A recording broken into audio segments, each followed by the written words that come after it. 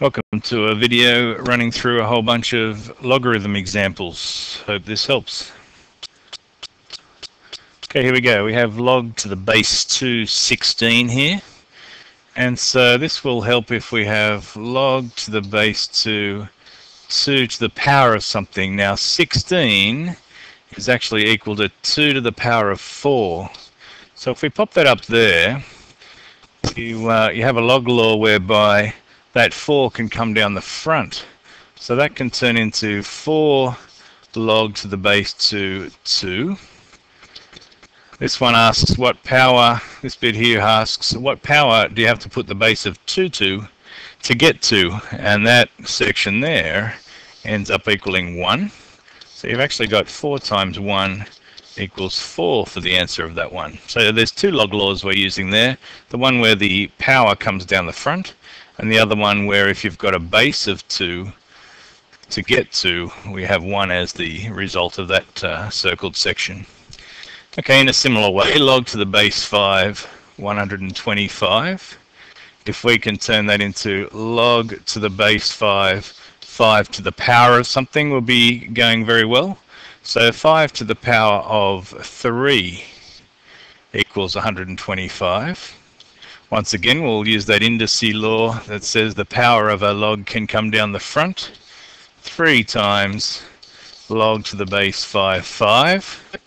This section here equals 1, equals 3 times 1 equals 3. So those work out quite nicely using a combination of that index log law number 3 and the idea that log to the base and the same number being in the question is equal to 1 there. Let's move on. Okay, if we wanted to write 3 squared equals 9 in log form, the log form puts the bottom number, the base here is the 3, and asks the question what power have we got to put 3 to get 9, and the answer will be 2. So 3 squared equals 9, and that's how we arrange it in log form. Now in reverse, this log bit here asks us what power have we got to put in between here to get 2 to the power of something equaling 8. So in index form, that is 2 to the power of 3 equals 8, which is quite true mathematically. Moving on. Now for evaluating this one here, we must remember that 1/5 can equal 5 to the power of minus 1. A power of minus 1 kind of turns things upside down. So 5 to the minus 1 is 1/5. That helps us write this question as log to the base 5, 5 to the minus 1. Once again, we'll use that log law 3 to move this one down the front. So we actually get minus 1 times log base 5, 5. We got through seeing a couple of examples previously where that section equals 1. So we get minus 1 times 1 equals minus 1. So that's a pretty good translation there, because it allows us to use that log law 3 then.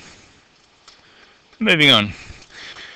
Now, just as we had to know about indices, negative indices, such as 1/5 becoming 5 to the minus 1, we have to also work with square roots. Now here we've got log to the base 2. Now how do we write square root of 2 as 2 to the power of something? Square root of 2 is 2 to the power of a half. Now when that half up there is an indice, so it can come down the front, what we get is a half of log to the base 2, 2. And once again, this section here ends up being equal to 1. So we get a half times 1 equals a half. So we're using the same rules over and over here a little bit, but it's pretty powerful. So we're looking to express each of these logarithms as some sort of power of the base that we are given in the first part of the question, and that helps.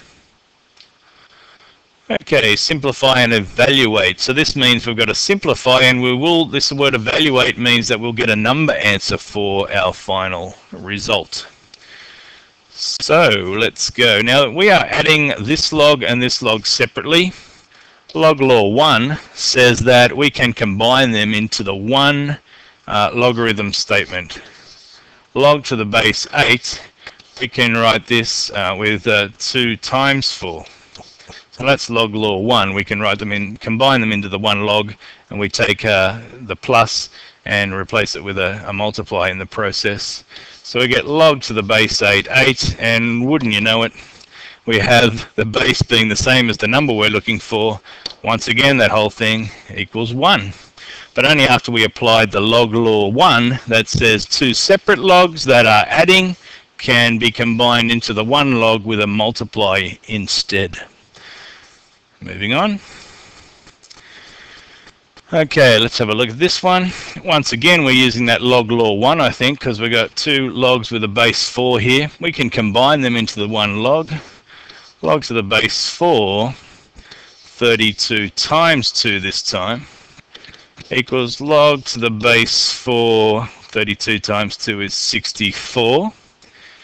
Now it'd be handy if we could express 64 as 4 to the something. Now 4 times 4, 4 squared is 16, 4 cubed is 64. That's going to be very handy. So we're going to say, instead of 64, we're going to say 4 cubed. As you can probably guess, we're going to use that index law, that third logarithm law, to bring that down the front. And we get 3 lots of 3 lots of log to the base 4, 4, and you've seen this all before. We see the same rules come in over and over again here. 3 times 1 equals 3. So once again, we're combining it. That's log law 1 there, and that's log law 3 here. And then we're using that idea that a number that's the same as the base ends up having an answer of 1 there. So we've got 2 log laws and a log property that we've used to finalize that question. Okay, now we can sort of reverse the whole log law 3 and go the other direction here. So that 5 can actually come up and be a power, and that half can come up and be a power. So I'll write this out underneath here. We can make that log to the base 8, 2 to the 5, plus log to the base 8, 4 to the power of a half. And let's translate that then. 2 to the 3 is 8, 2 to the 4 is 16, 2 to the 5 is 32, log 8, 32 for that bit, and to the power of a half is the square root. So in that one, we've got the square root of 4, which will end up being log to the base 8, 2. Now this will end up being very similar to a previous question. When we join that up using log law 1, we can join it up into the one log and have 2 times 32 times 2. We get log to the base 8, 64. That asks what power have I got to put 8 to get 64. My final answer is 2 there, because 8 squared equals 64. There's that one. Okay, if we solve this, very handy if we can say 4 to the a equals 4 to the power of something.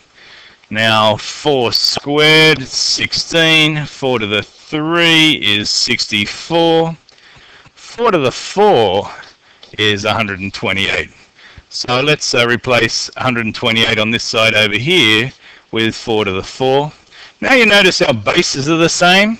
Well, if 4 to the a equals 4 to the 4, we can just concentrate on this section up here and say a must equal 4. So if our bases are the same, our indices must equal each other. So it's almost like we're inserting a little equal sign in there, and away we go. We can always double check by putting our a value back into the original and see if our left-hand side equals our right-hand side. Okay, interesting. Now once again, we're looking to make the bases the same in this question. So 2 to the x plus 2, best if we express 16 as 2 to the power of something. 16 is 2 to the power of 4. So now we can see our bases are the same, our 2's are the same in this section here. We can say that x plus 2 equals 4, and when we solve that little equation with minus 2 both sides, we get x equals 2. Okay, so these questions are based on us getting the same base, pardon the pun, and going from there. This one going to be a bit interesting, but I notice there's a 4 here, and I notice there's an 8 there. Now they don't talk to each other all that well, but let's put them both into the base 2. I'm going to express 4 as 2 to the power of 2, the 2 minus x above it. And I'm going to express 1/8 as 2 to the power of minus 3. Because what we've got is the minus puts it upside down or makes it into 1/2, but then we're cubing 2 to make 8. Trust me, they're equivalent to each other. 2 to the minus 3 does equal 1/8 here. Now, what can we do? Well, we can expand this section here. I'll have to be careful to expand it properly, but we can say 2 to the 4 minus 2x. I've expanded this 2 here through these two terms, and then I can say 2 to the minus 3. Can you see how I've got those expressions with the same base here? Now I can just concentrate on that top bit, and I can say 4 minus 2x equals minus 3, and I'll carefully solve that. I'll minus 4 both sides, and I'll divide by minus 2. And x will equal 7 on 2 there. Quite a complicated question, but I thought I'd show you anyway. We've noticed that 4 can be sort of expressed as 2 to the power of something, and 8 can be expressed as 2 to the power of something. Once we get those bases the same in this section here, we've got a half a chance of matching up the top. These power sections up the top here can be made to equal each other. Interesting question, that one. Okay, this one here, we can rearrange this one in terms of logarithm. Let's express that in terms of the index version of this. So this one asks, what power have I got to put x to get 8? And my answer is 3. So I've got x to the power of 3 equaling 8. And I think we kind of know that 2 to the power of 3 equals 8. So I can kind of just spot that one by looking if you consider what this index version might look like. I think we're done. Thanks a lot for listening. I hope that range of examples that you might see in a logarithms test, I hope that helps you. Thank you.